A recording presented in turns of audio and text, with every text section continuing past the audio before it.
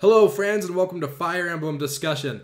Today we're going to be talking about Fire Emblem Three Houses DLC, its current DLC that's already been released. We're going to be talking about Maddening Mode, and we're also going to be talking about the future of the DLC that is promised to us with this expansion pass. And I couldn't do it alone, so today we have my good friend FS Smash here joining us. How you doing there, sir?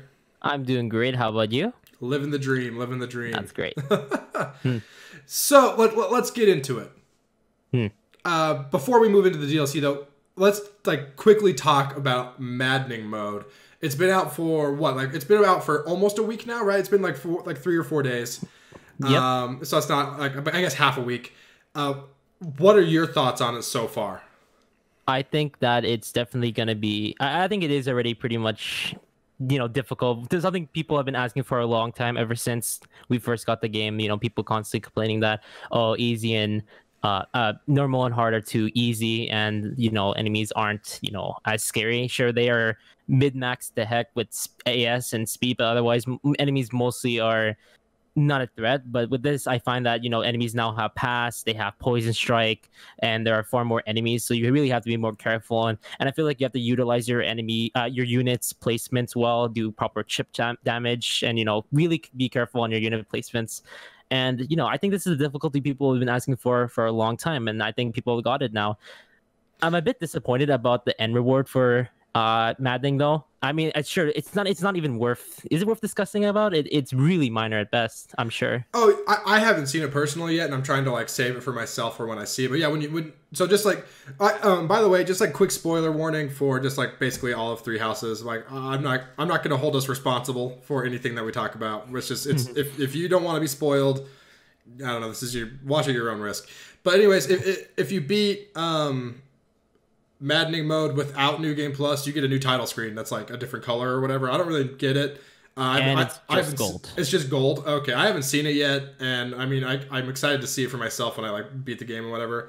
But yeah, but for me, Maddening has been really. So I just barely made it to the time skip on Golden Deer for Maddening, and so I was having a good time. I'm still having a good time. Don't get me wrong. I was having a really really good time. And once after the time skip, you have the scene with Claude and everything, and then you go to fight some bandits because Claude wants to for some reason, and you have to use your base units from the Golden Deer house, right? So yeah, that chapter is kicking my butt right now because I didn't love Ignatz and Raphael and That's and the problem Lorenz with are awful. Yeah, that's the problem. I found I had a really big issue on that map already on hard. It's that you're basically reliant on Byleth and he's spamming a lot of his sort of creator and then your main lord. And if your units aren't as well trained, especially if you decided to bench some of them, then this map I found will be really difficult overall. And I found that with Maddening, I appreciate the new map changes overall, because with all three routes, all three routes pretty much had the same map, and then after the time skip was different. I think I think you can appreciate that the maps will be far more diverse than they were in the last in the last few in the other two difficulties. So I think that's pretty cool. Definitely, and all that. Definitely.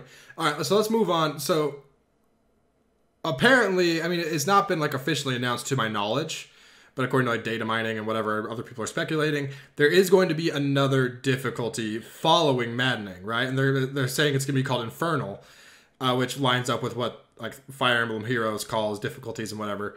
Do you think Infernal is necessary at this point, or are you excited for it at all? I mean, at the very best, I'll play Maddening and then I'll check out Infernal.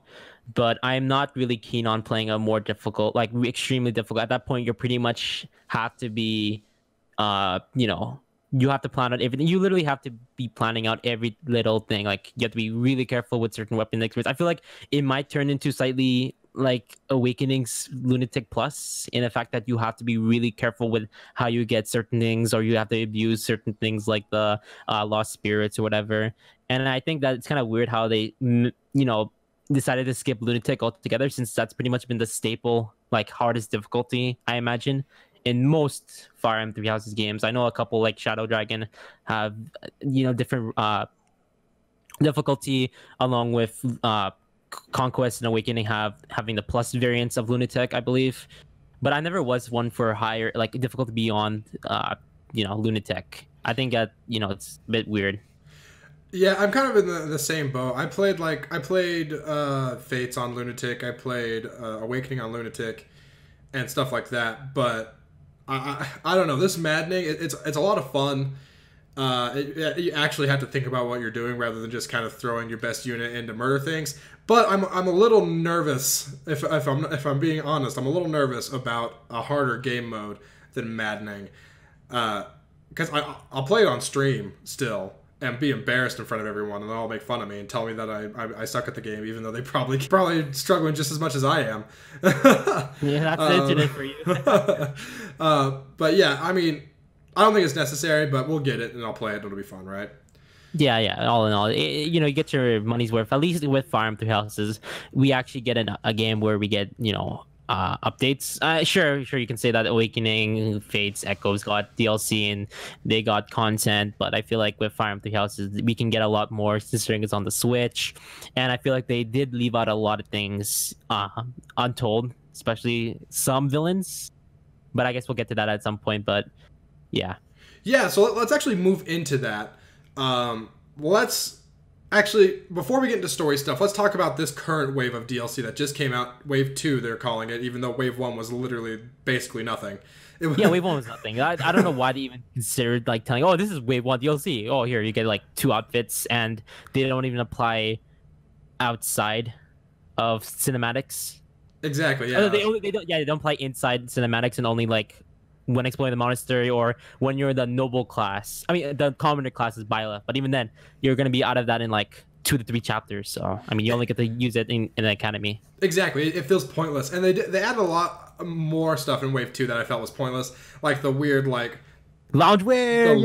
The loungewear that I think looks kind of... No, it's fine. The loungewear that looks kind of goofy, in my opinion. Some glasses, so you can make your Byleth into a glasses-wearing professor. Apparently, people are saying that the loungewear was bonus stuff that wasn't really supposed to be included. And I'm not sure about the accessories, though, but those glasses... yeah. That's... Yeah, I guess. Yeah. They should have been specifically saying that was a bonus. Because I think people were like probably getting angry now because like, is this what I paid for and stuff? Like stupid loungewear and stuff. Oh, sorry for that. I mean, yeah, I think that DLC too. I mean, it's okay. Yeah, it's okay. I mean, the new auxiliary battles are great with new music. I actually haven't had the opportunity to play them yet, just because I haven't bought the DLC. If I'm being real. And sorry. No, yeah, no, and then the 4. Like the new stat boosters that they give you, like those seem like they honestly those are broken. Seem like they'd be really useful for Maddening. I haven't used them, but plus 2 movement would just be really nice to have on. Yeah. Like for me right now, it'd be really nice to have on Leone or Lysithea, which are they're like my 2 like go-to units right now. They do. It's either Lysithea is warping Leone in, or I'm working out some strides and some shoves and everything to get Lysithea in to kill the boss at this point, because all my other units suck. That's Fire Emblem Three Houses for you. I tried out the auxiliary battles and I heard the music. It's not bad. It's not. It's okay. The rewards though are pretty good. Like they're far better than I'd say going out to defeat a demonic beast, and I feel like you can clear it as much faster. Even though with demonic beast, if you break all their armor, you get these nice steel. But I find that I wasn't using relic weapons. I wasn't have to repair relic weapons, or I had enough. But I digress with that. But auxiliary battles are okay. The rewards are really nice. You get like 1 or 2 stat drops, 1 extra bullion, and you get a nice sum of cash. Depending, at least I had a money auxiliary, and with the stat boosting items, it is 2 movement, plus 3 speed, plus 3 strength, and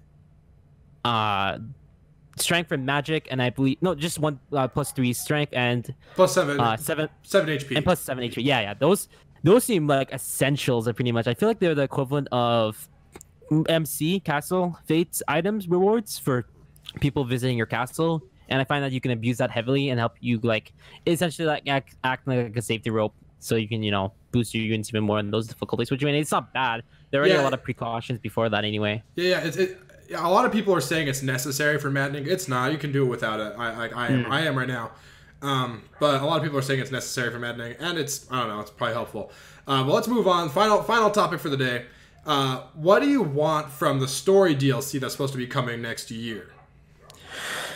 I want a really good explanation as to how those who slither Nurk, I guess it's explained, but the fact that they had nukes, the fact we barely have any understanding as to what they are, what they want revenge. Like, they've been like living there for thousands, for so long. Like, I really don't grasp what they are, and I feel like the people there are really weak, especially Kronia. And Solon really feel underexplained. I understand Kronia is probably just a sacrificial goat, so they can trap the Fellstar, but then Solon at the same time he killed Thomas, came back, pretended to be Solon. Pretended to be Thomas, and that's about it. I mean, those two weren't like really good. And Tells I think it's Arundel. I don't even know at this point. Like, I really did not care for the story villains, if that means anything. Yeah, and I really don't care about getting spoiled anyway, too. So yeah, I want the villains to be more fleshed out for sure. Yeah. In the DLC. And there's some people saying it's gonna be a new class. Like, it's been like, again, more data mining stuff. That there's not gonna be a new house added to the game. Yeah, it's supposed to be like the silver wolves or something like that, which sounds interesting to me, and I'd be down. Do you think they might replace the church route? And Elgar gets then Elgar gets her route reworked, and then finally she gets her own true path. Considering a lot of people hate Elgar's route. That's another thing I actually want to fix. The Elgar route. Apparently, I was watching it through, I believe, Mangs, and I did not enjoy it. And even though I understand that people was like, "Oh, Mangs is ignoring a lot of key points," but even then, I noticed there's still some things that were like, here and there. But I don't know. Yeah, I feel the same. I want Edelgard to get a full route if we can, but also I just want a new route to play, and I think we're gonna get that. But anyways, that'd be really nice. Yeah, it would be really nice. Anyways, I think that'll do for our discussion today. I'm really excited for the DLC story stuff. Right now, whatever we have right now is kind of whatever. But yeah, so thanks for coming on, FS. It was a great time. Yeah, it was great. It was great being on your channel and stuff. And yeah, I look forward to coming back on here again. Yeah. And if you're watching this right now, there is a video on FS Smash's channel, which will be linked in the description. It'll also be it'll be an end card and all that good stuff. Go watch that. I'm gonna be on his channel. We're gonna be talking about some of the flaws that Three Houses have, and some of the things that we want to. Yeah, some things that we want fixed. So come yell at us in the comments and tell us why we're wrong. We're excited to hear what you have to say. And of course, make sure to like and subscribe for more Fire Emblem discussion. And leave your thoughts on the DLC in the comments below. Thanks for watching, guys.